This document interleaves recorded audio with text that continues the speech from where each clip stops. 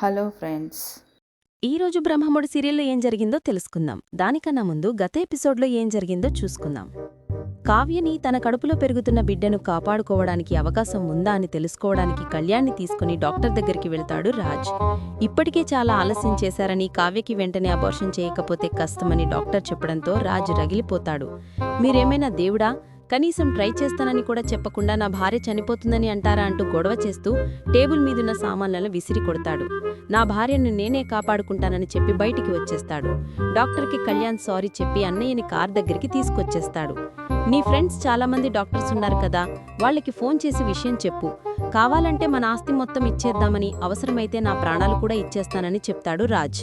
నీకన్నా ముందే నేను అన్ని ప్రయత్నాలు చేశానని, మన చేతుల్లో ఏం లేదని బాధపడతాడు కళ్యాణ్. దాంతో రాజ్ తనకి తెలిసిన డాక్టర్కి ఫోన్ చేసి పరిస్థితి వివరించగా, అతని రిపోర్ట్స్ చూసి కావ్యాని బిడ్డని కాపాడటం చాలా కష్టమని అంటాడు. ఉదయాన్నే స్వప్న దగ్గరికి వెళ్లిన రాహుల్ నేను మూటలు మూసి డబ్బులు సంపాదించానని చెప్పడంతో ఆమె షాక్ అవుతుంది. ఆఫీస్ నుంచి మేనేజర్ ఎంత ఫోన్ చేసినా రాజు లిఫ్ట్ చేయకపోవడంతో సుభాష్ నిలదీస్తాడు. కోట్లలో నష్టమొచ్చినా కంపెనీని మూసినా పర్లేదని, నేను ఆఫీస్కి వెళ్లనని తండ్రి మీద సీరియస్ అవుతాడు రాజ్. ఇదంతా గత ఎపిసోడ్లో జరిగింది. ఇప్పుడు ఈరోజు ఎపిసోడ్లో ఏం జరిగిందో తెలుసుకుందాం. ఆఫీస్కి తాను వెళ్లనని తేల్చి చెప్తాడు రాజ్. నేను గతం మర్చిపోయినప్పుడు మీరు మేనేజ్ చేశారు కదా, ఇప్పుడు నాకు వెళ్లే ఉద్దేశం లేదు, నేను వెళ్లనని తేల్చి చెప్తాడు రాజ్. నీకేమైనా పిచ్చి పట్టిందా, 100 కోట్ల ప్రాజెక్ట్ అని సుభాష్ అంటాడు. ఎప్పుడు చూసినా డబ్బు డబ్బు, మీకు డబ్బు పిచ్చి పట్టిందని రాజు రగిలిపోతాడు. ఆ మాటలతో దుగ్గిరాల ఫ్యామిలీ షాక్ అవుతుంది.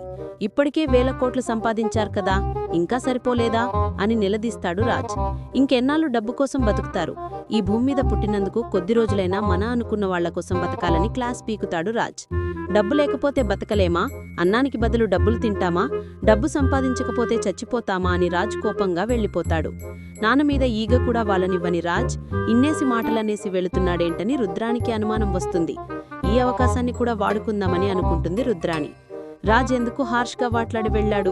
ఆఫీస్కి వెళ్లమన్నందుకే ఇంతగా రియాక్ట్ కావాలా అని నిలదీస్తుంది రుద్రాణి. పెళ్ళాం కడుపుతో ఉంది, కేర్ఫుల్గా చూసుకోవాలి, నేను వెళ్లనంటే సరిపోయేది కదా, అన్నయ్యనింతలా బాధ పెట్టాలా అంటుంది రుద్రాణి. నువ్వేం బాధపడొద్దని, పెళ్ళాం వస్తే అంతే అని చెప్తుంది. ఛాన్స్ దొరికితే చాలు పుల్లలు పెట్టడానికి దూరిపోతావని రుద్రాణి మీద ఇందిర కోప్పడుతుంది.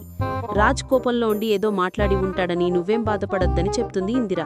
అయినప్పటికీ సుభాష్ బాధగా అక్కడ్నుంచి వెళ్లిపోవడంతో కావ్య మనసు నొచ్చుకుంటుంది. ఆయనకేమైంది, ఎందుకలా మాట్లాడారని కళ్యాణ్ని అడుగుతుంది కళావతి. నాకేం తెలియదని, ఇద్దరం కలిసి పనిమీద వెళ్ళొచ్చామని, దారిలో వస్తుంటే ఓ ఫోన్ వచ్చిందని, ఆ ఫోన్ వచ్చినప్పటినుంచి రాజ్ ఇలా అయిపోయాడని చెప్తాడు కళ్యాణ్. వాడి కోపానికి కారణమేంటో తెలుసుకోమని కావ్యకి చెప్తుంది ఇందిర. అటు రాజ్ వేరే డాక్టర్కి ఫోన్ చేస్తాడు. చాలామంది డాక్టర్లు నో చెప్పినా తన ప్రయత్నం ఆపడు. ఆ డాక్టర్ మాత్రం కావ్యకొక బిడ్డ పుట్టడానికి ఒక అవకాశం ఉంది. అది ఇంక్యుబేటర్. 7వ నెల తర్వాత బిడ్డను తీసి అందులో పెట్టొచ్చు. కానీ అప్పుడు 50-50 ఛాన్సెస్ ఉంటాయి.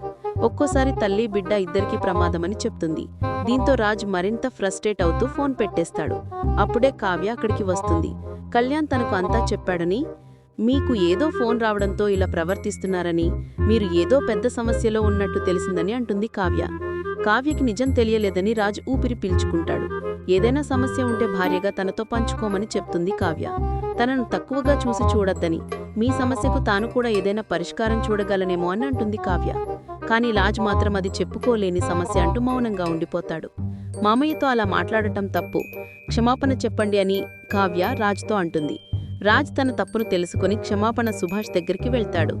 రాజ్ అన్న మాటలకు సుభాష్ బయటికి వెళ్లి కంటతడి పెడతాడు. అపర్ణ అతని దగ్గరికి వెళ్లి ఓదారుస్తుంది.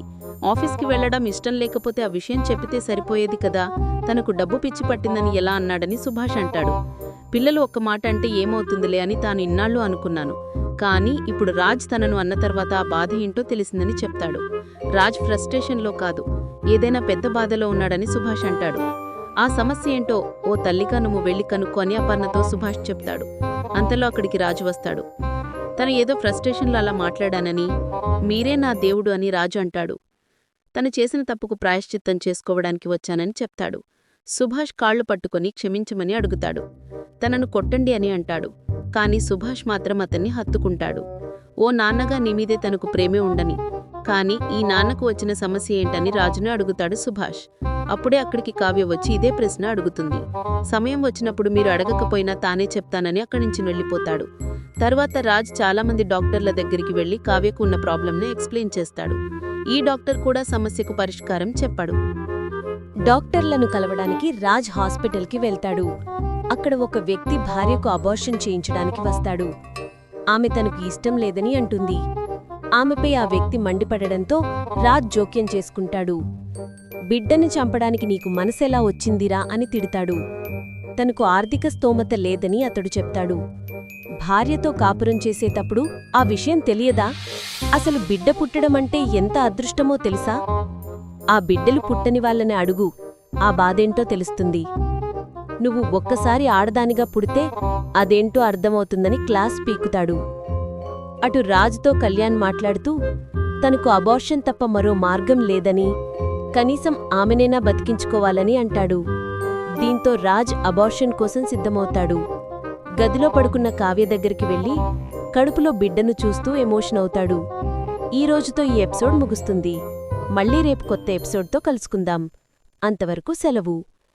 మా వీడియోస్ కనుక మీకు నచ్చినట్లయితే లైక్ చేయండి, షేర్ చేయండి, అలాగే సబ్స్క్రైబ్ కూడా చేసుకోండి.